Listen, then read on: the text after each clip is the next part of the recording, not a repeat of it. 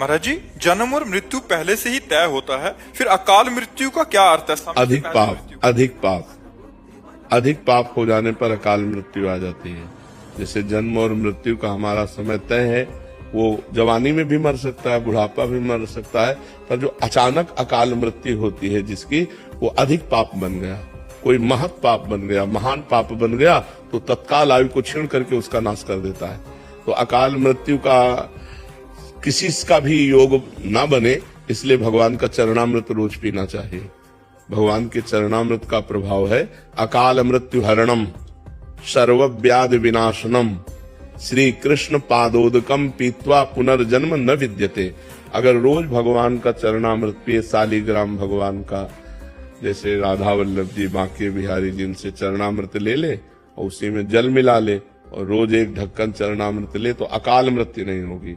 अकाल मृत्यु हरणम सर्व व्याधि विनाशनम, समस्त रोगों का शमन करने की सामर्थ्य और भगवान की प्राप्ति की भी उमंग ये चरणामृत प्रकट करता है। जो रोज चरणामृत पीता है उसकी अकाल मृत्यु नहीं हो सकती, उसको कोई रोग परेशान नहीं कर सकता। होगा, शरीर में हो सकता है रोग, लेकिन उसको परेशान नहीं कर सकता, और उसका शरीर जब छूटेगा तो अब अगला जन्म नहीं होगा। ऐसी उसकी स्थिति बन जाएगी, भगवान का अंतिम समय स्मरण आ जाएगा अगर रोज नियम से चरणामृत पीता है। अकाल मृत्यु हरणम सर्व व्याधि विनाशनम श्री कृष्ण पादोदकम पीत्वा पुनर्जन्म न विद्यते। जो भगवान का रोज चरणामृत पीता है उसका पुनर्जन्म नहीं होता, उसकी अकाल मृत्यु नहीं होती, उसको कोई रोग दबा नहीं सकते।